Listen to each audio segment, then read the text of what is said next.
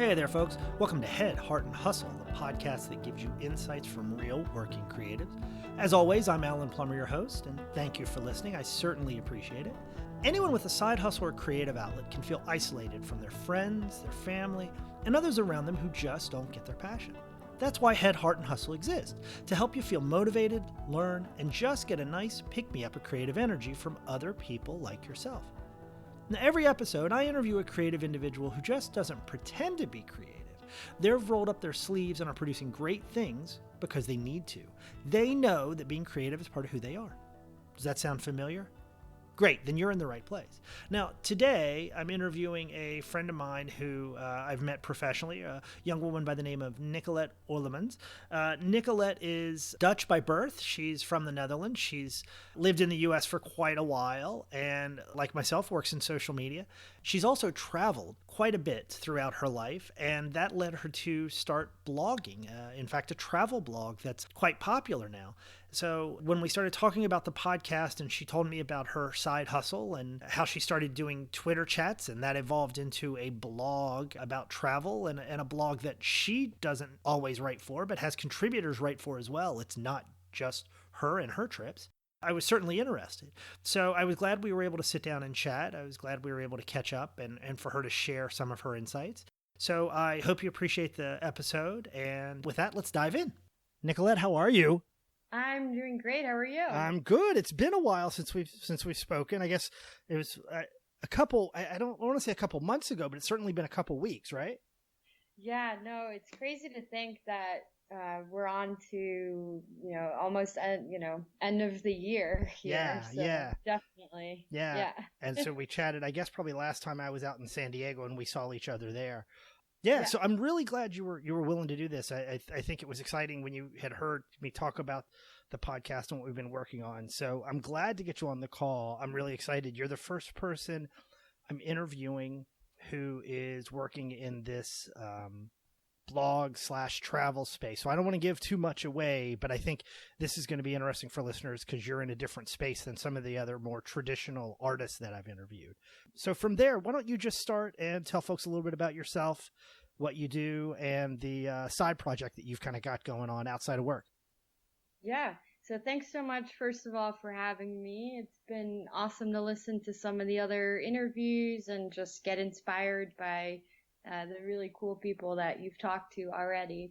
But so on my end, I work in social media professionally for a e-commerce healthcare startup in New York. But I've been sort of dabbling with social media, especially with Twitter for many years. I want to say since probably 2009 or around that time.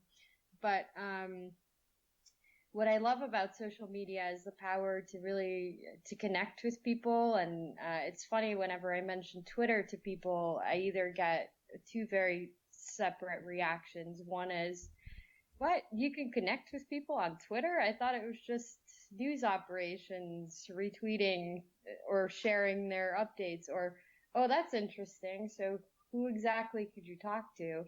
And that's sort of where my side project kicks in. So this kind of the idea for this came out of Twitter, correct? Yeah, so travel has been a passion of mine basically since I was little. I grew up in the Netherlands, in a multilingual home. My mom is Polish, my dad's Dutch, and so ever since I was essentially a baby, I've been traveling and exposed to traveling. And we lived in the Netherlands until I was 12, and living in Europe, it's just so accessible to travel, and within, an hour, you could be in Germany or in Belgium, depending where you are. And so my parents really encouraged this sense of travel and being curious about the world and exploring where we live. So that's sort of where it all began. And then from there, what I did is I started this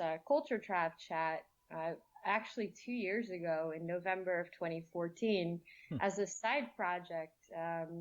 Do this during lunchtime, and I founded it because even though I saw many amazing Twitter chats out there, and that's actually how I got the idea from it. I really wanted to connect with people on a deeper level and explore sort of the sense of cultural immersion and how travelers, when they go to these different countries, can really immerse themselves rather than playing tourist. It's more about how do I blend in a bit more with the locals? How do I try, the local food? How do I explore history or learn a foreign language? So I wanted to dig a bit deeper and hear their stories. Now, let's talk a little bit about, I like this. Let's talk a little bit about Twitter chats and what they are, because we're going to have some listeners who might know what Twitter is, right? Twitter's the microblogging site, right? It's 140 characters. It forces you to be really concise, really tight. I'll be honest, I've always thought of it as essentially the 21st century newswire. Yeah.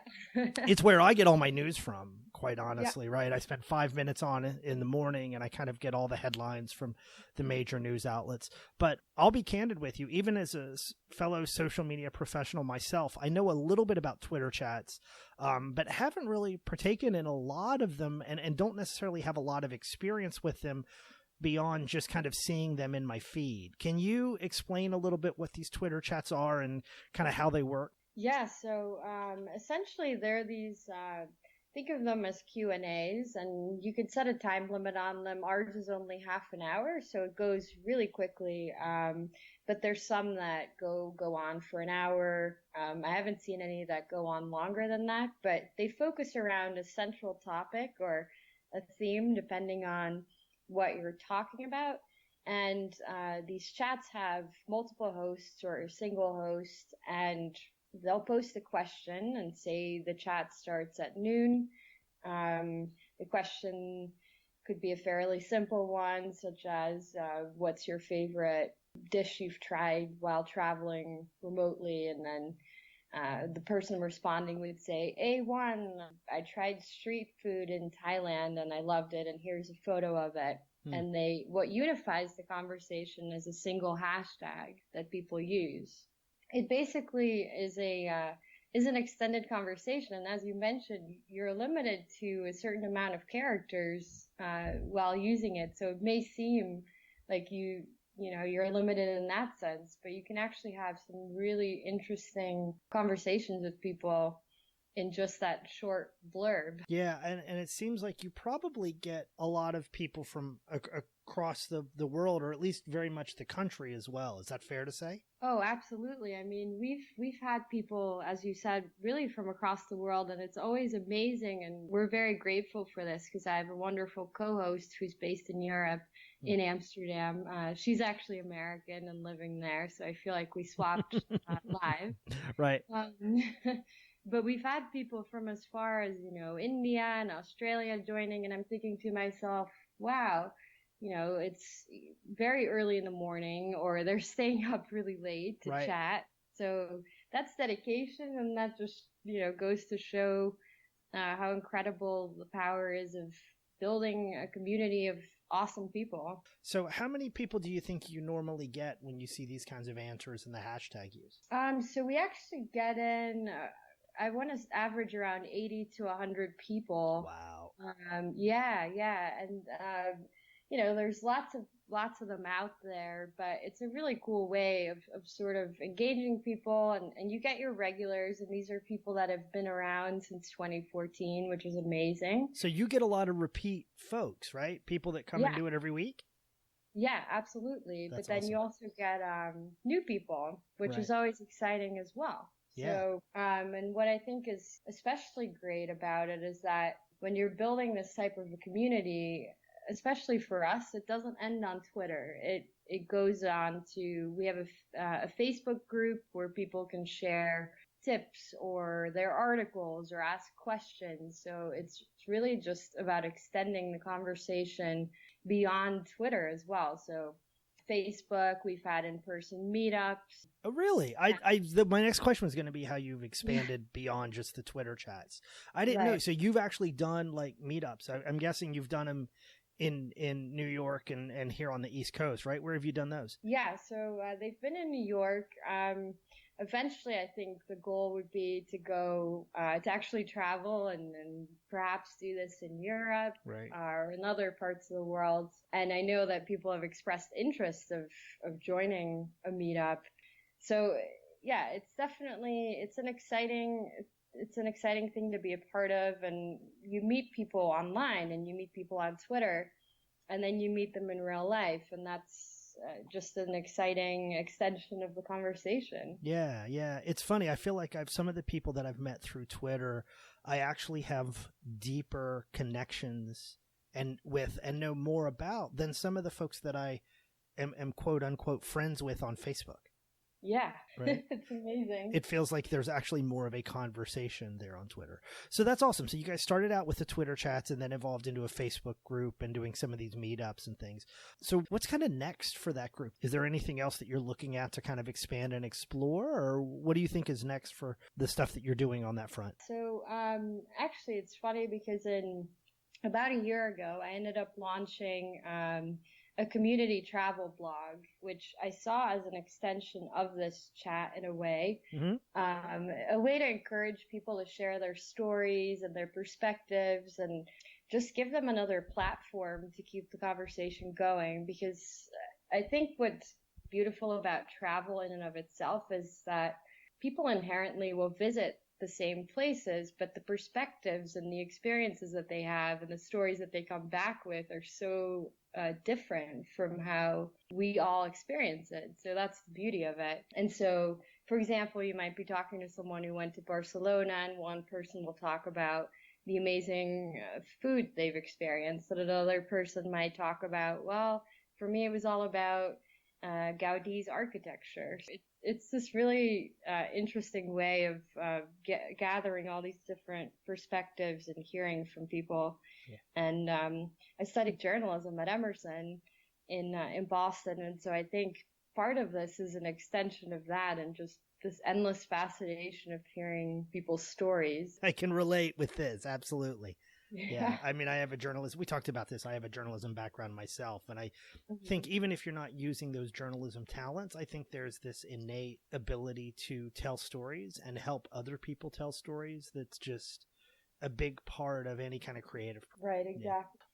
Yeah. So that's awesome. So how did you transition? So you traveled a lot as a kid, and that was a big part of your life. Were you creative as a child? I mean, like, so you went to journalism school and studied journalism.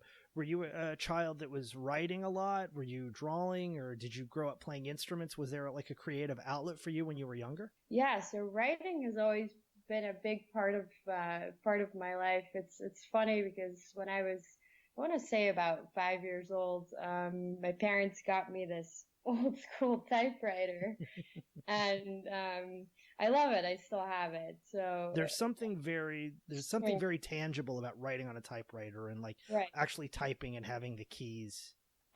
And so writing has always been something that's been there. And obviously as a kid, it was more journaling and Dear Diary, and impressions of the world, right? As you see it.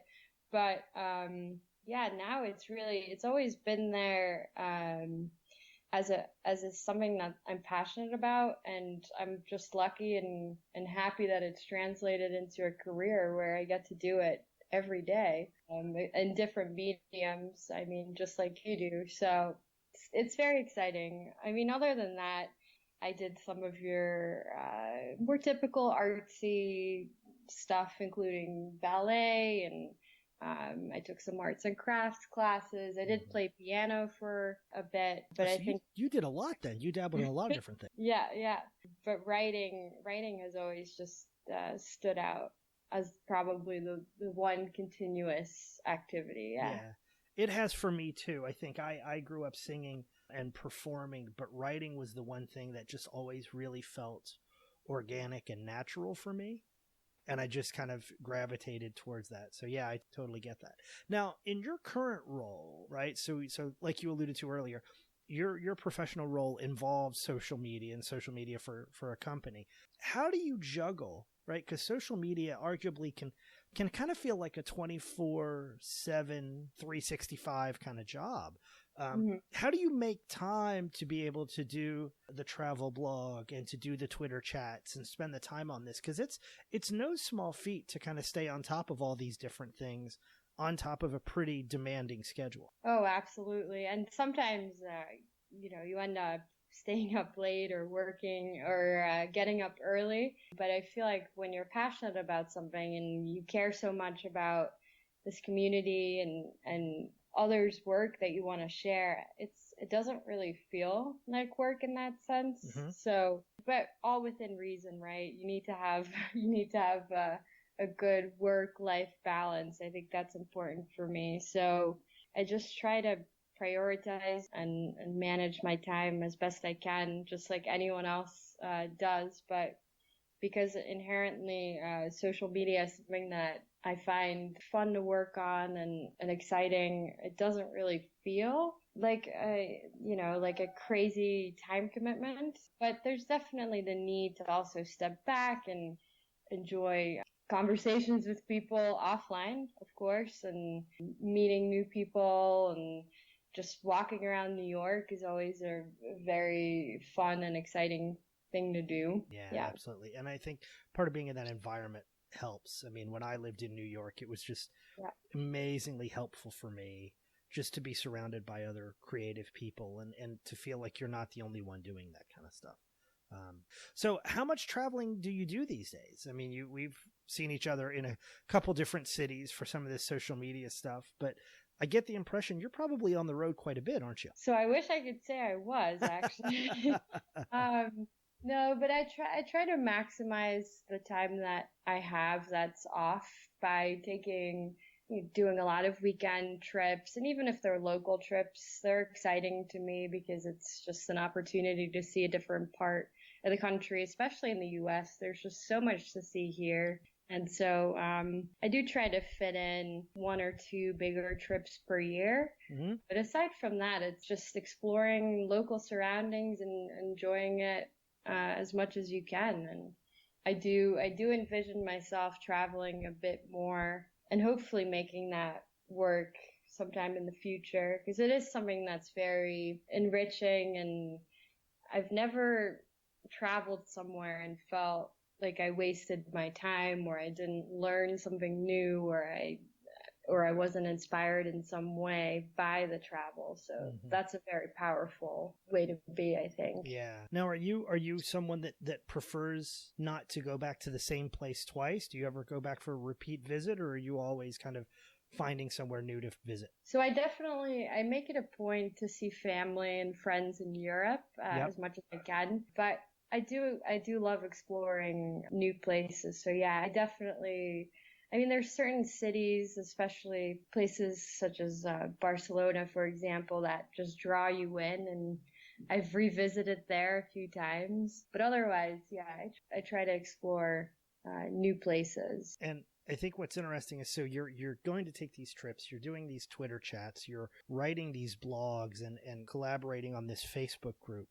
And it sounds like in addition to your own travels, you're kind of a collaborator or almost kind of an aggregator of other people's stories with these outlets. Is that fair to say? Oh, yeah. I mean, I get so much joy and happiness out of connecting people to each other. And I think that's actually sort of the main driver of this. As you said, it's to me, collaborating with people, meeting people from different backgrounds, hearing their stories, getting their perspectives. I think it's such a gratifying, exciting thing to do. So yeah, it's absolutely something that makes me very happy, both online and offline. And it's a bit different than kind of having to create it all yourself. And I could see where there's a little bit of that journalism element too, right? Because you're curating and you're probably editing and essentially, right, you're almost in this role of publisher where you're setting up these structures for people to create content and share it with. Absolutely. That's actually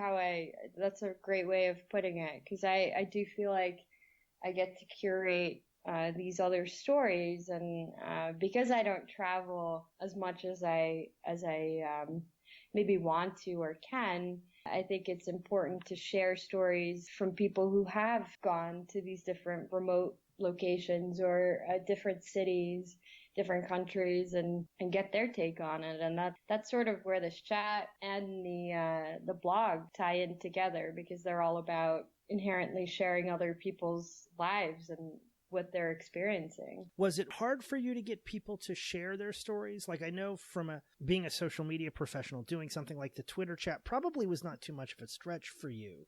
But there is a little bit of going out on a limb when you're asking people to share their stories and collaborate and give you their personal stories and images and things. Was there a bit of a nervousness on your part? Kind of, was there opportunities there when you started to learn that?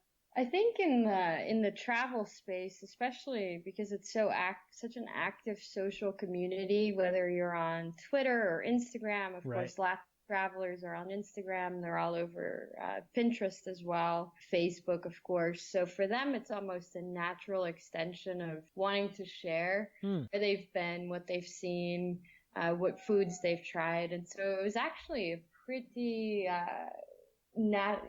a very natural extension and something that people wanted to actively share. Right. And so I'm lucky to say that there weren't any major obstacles or difficulties in getting people to share their stories, because they definitely want to. And building the blog and the site wasn't that much of a hurdle for you? Because I can tell you, when I built the site for the podcast, I was surprised myself because it ended up being more time than I thought it would be. And I knew enough to be dangerous, but I grossly underestimated the time involved in kind of getting that set up and run. Yeah. And I mean, I'm also lucky to say that I have someone who's helping me sort of with the editorial side in terms of like site maintenance and setting it up. And so that's definitely helped, but it's a labor of love, and it's a continuous process where you're updating and adding new features and adding new content. But it's a passion project, and it's something that I love doing. So it all makes it worth it. Tech struggles aside. There's always tech struggles. Absolutely. Yeah. So how do you, so I think you've kind of answered this a little bit, but one of the things I always like to ask people is how they define creative success, right? So you've talked about this being a passion project for you. It's not about money, obviously. What's that idea of success look like for you? Well, for me, I would say it's about pursuing something that you love, and then that by default turns into sort of less work. I mean, it is, of course, hard work, and you're putting, I don't want to say blood, sweat, and tears, but you are putting a lot of effort into this, into creating this community. But in the end, I think in order to be creative, you have to pursue something in a very authentic way, where what you're putting out there is something that speaks to you, and from that end, it will also speak to other people, because they'll pick up on that authenticity and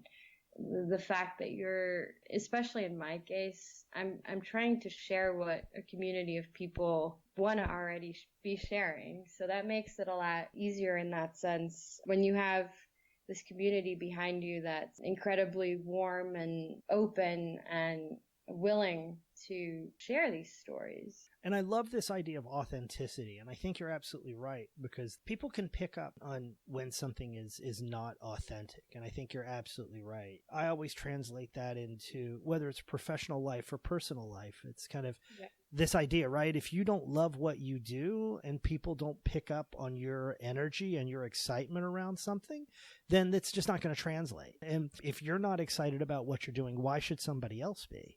I also think, and tell me if I'm wrong here, but I also think, at least for me, that interest and that passion around something is part of what keeps me going, and it makes it sustainable.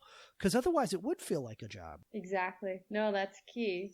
And like you said, if you start losing that passion or that drive, and it starts becoming more of a job and a drag, then you may need to reevaluate the process, or maybe it's a different focus. So I think it's important to sometimes also step back, and if something, for example, if something fails, that's not necessarily a point to completely stop the whole project, but perhaps it's a good moment to step back and evaluate what could have been done differently, or maybe if you need to approach it an entirely new way. So also learning from failure or the moments that are maybe a bit less successful in your mind. Well, since you brought it up, I'll ask, have you had any kind of creative failures that you've kind of stepped back and thought, okay, I won't tackle it like that next time? Well, so I have to say, when I first started out with the chat especially, I was very nervous because there are a lot of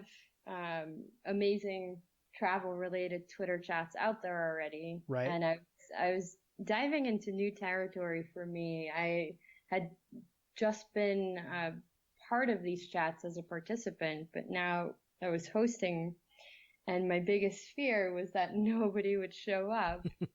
And it's this very open public forum where really anyone in the world can join you. And so I think in the very beginning, there was this somewhat irrational fear that nobody would care. And of course, in the beginning, you're building this community and you're getting to know people online, and they're starting to share ideas. But I think what really helped in the process was letting people know that I was launching this project and sort of getting their support and commitment to join in. So I had this group of people who were backing me from the beginning, and I have to say, I have to be very thankful for them that they've been there and that they've been so supportive, and that fear was maybe not completely, based in anything that was actually going to happen, but it was definitely a fear. I think that's certainly understandable, right? If you're going to go to the trouble to create something and put energy and your soul into something, you want other people to appreciate it, right? And to be able to use it. No one wants to create something and not be able to share it with other people. So I totally get that. I think that's perfectly valid. And I've had that come up in a number of other interviews, so I think it makes a lot of sense. I also think it's very freeing in some ways because you don't have any expectations, right? Like musicians talk about the sophomore curse when you have a really successful first album. If painters go in a new direction or they enter a new phase in their lives and their painting and their art starts to look different, there's all these other scenarios where established creative people can switch things up and people don't know. I think there's something very liberating about starting something like that from scratch. But I'm in the same boat, right? I mean, here we are a couple weeks into the podcast and I've done a number of interviews, but they haven't been released yet. But it's just kind of that unknown fear. But in the end, we're pursuing what we're really interested in and what we like. And it's a whole process of trying and testing things, and you live and you learn. And it's freeing because it's not our livelihood. Our incomes don't depend on it. Which I don't know about you, but when I was writing for a living, it took the fun out of it because it was work. It felt like work, and I didn't want to do creative writing as a result. So what advice would you have for people that are pursuing creative projects or so the way some people think about it is, what advice would you give yourself if you were a teenage version of yourself who was thinking about starting creative projects? I would say don't procrastinate based on fears or the idea of, well, I could maybe start next week or maybe I'll wait a month. The time is now, and if you really want to do something and it's something that you think other people will also gain something from, that's valuable to them, that'll teach them something new, or maybe have them just look at it from a different perspective, I say go for it. I think you have to just dive in, fear or not, and do it. Because you never have it all figured out. And I even at this point in my life, with the number of projects that I've done, it's real easy for me to kind of find a way out or find an excuse not to do something. There's always that kind of nagging thought in the back of your head. And if you can, bounce some ideas off of other people who are either doing something that you want to pursue or who may be able to give you advice and give you an idea that you may not have considered before. I think it's crucial to involve other people before you launch something or as you start to think about something creatively, because it may open your eye to a completely new idea or thought process to consider that you hadn't previously considered before. I don't know about you, but there are things that you'll start or that I'll start, and then I get part of the way into them, and then they kind of evolve and change. Yeah, exactly. So we've talked a lot about the Twitter chats and the blog and everything. How do people actually reach you? So when people hear about this and they want to check out the website or be involved in the chats, what's the best way for them to kind of find you and find the work that you're doing? If you want to reach me directly, it's on Twitter, it's Nicolette_O. If you want to reach the community blog, it's culturewithtravel.com. We also have a Twitter account, Culture with Trav, that you can tweet at, and we're always looking for guest post contributions about travels near and far, as long as they focus on this idea of cultural immersion and digging deeper into the culture of the places you explore. Good. Listen, I really appreciate it. I think the stuff you're doing is great, and I think it's definitely something that the world needs more of, and any kind of structure that gets people talking and sharing stories in this day and age is a wonderful thing. So thank you for taking time with us. Thanks so much for having me, Alan. I love that you're doing this podcast. I think it's a great way to hear other people's stories as well. I hope so. I think you're right, and I hope other people enjoy it as well. But so you and I will talk soon, I'm sure. Yeah, definitely. All right, thanks. Thank you. All right. Thanks to Nicolette for doing the interview. I certainly appreciated it.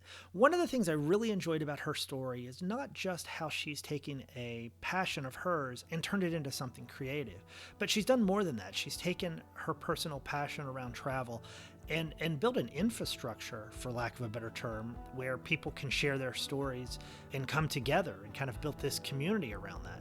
I find that really fascinating. In my mind, it's a unique approach to creativity, but it's one that absolutely fits in the 21st century and the way we use the internet today and social media. I think it's a pretty neat approach. So thanks again, Nicolette. I hope you folks enjoyed it as well. As she mentioned, you can find her at Nicolette O on Twitter, or you can check out her blog and site, culturewithtravel.com. And thanks again for listening. We'll see you soon.